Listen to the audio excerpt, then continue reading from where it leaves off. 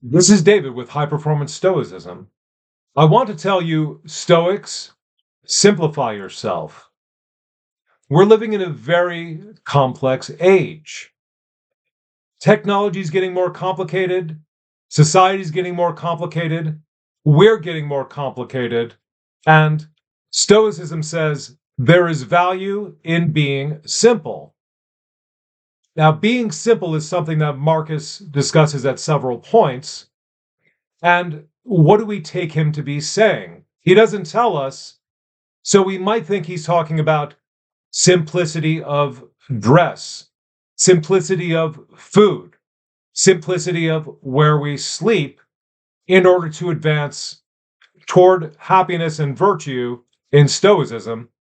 But what I'm going to tell you is you should simplify yourself. And I mean something very specific by this. Here's what Epictetus says on the person to be. He says, set up for yourself right now a certain character and pattern for yourself, which you will preserve when you are by yourself and with other people. Now, the first way to approach this, in my view, is to think about the life you are living now. Think about who you are at home, think about who you are at work, and think about who you are in your social life. In one or more of those areas, something you are doing, the person you are being, is unnecessary for what you want out of that situation. In other words, and here's a simple example, there are many people who think being a certain way at work is necessary, but then I take that work hat off and then I go home and I'm myself.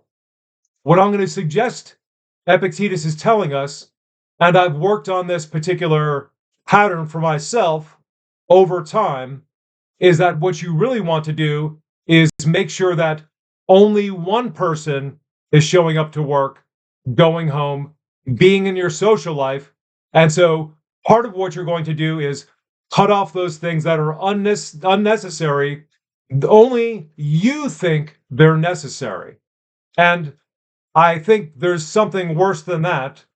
This is causing conflict in your life because you're one person at work, maybe a really stressful position where you think you have to be angry and loud, but then you're quiet at home the way you really want to be. I'm going to suggest to you, you don't have to be that way at work, no matter what your job is. And so I understand for some of you that sounds like a pretty challenging change. You might not think it's going to work, but I'm going to show you to the best degree I can that it can work. So here's the thing to think about. Think about your craft. Maybe you are in sales. Maybe you are in management. Maybe you are a business owner. I want you to think about everybody you know in your field who does really well, and what are you going to find? You're going to find that people in your field take sales, they have different approaches and different styles of salesmanship. What that means is, and if you think further, you'll see, okay, these people are all pretty successful.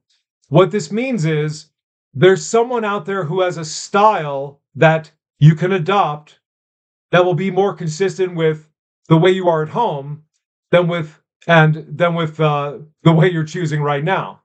And I know this from experience because many years ago, I was training to be a door-to-door salesman.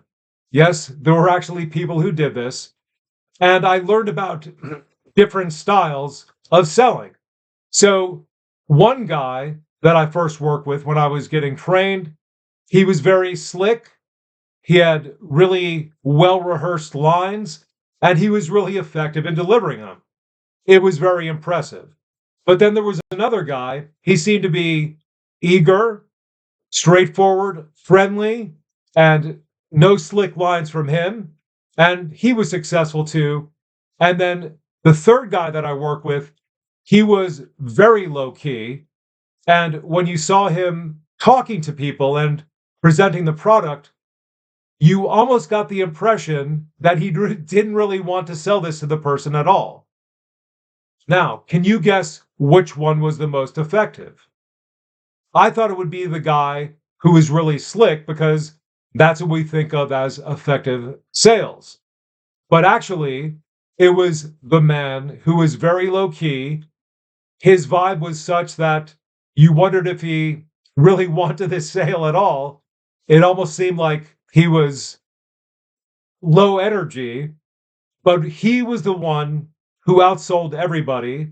And part of the reason was because he was so unassuming and quiet about it that people were drawn to him and to the product, which he did explain very well, but in such a low key way. If you were passing by, you might not think it's a sales pitch. So the reason to point that out is because I think in your field, if you think about it, you're going to find a style of behaving that suits who you really are. And then you have to start getting rid of the extra stuff that was based on your misunderstanding of what you had to do. Now, if you do this, if you set up this pattern and start to follow it, you're going to find some amazing results. Here are some of the things that you're going to get out of it. You will no longer be at odds with yourself. You're not going to be wasting a lot of energy. You're not going to be exhausted by the person you had to be, quote unquote, at work. You're going to make decisions more easily because 100% of the time you're just being you. You're going to be more productive because you're going to be more aligned. And best of all, you're going to start to enjoy life a lot more. So tell me what pattern you think you should adopt. That's going to help you a lot. And thanks for coming by.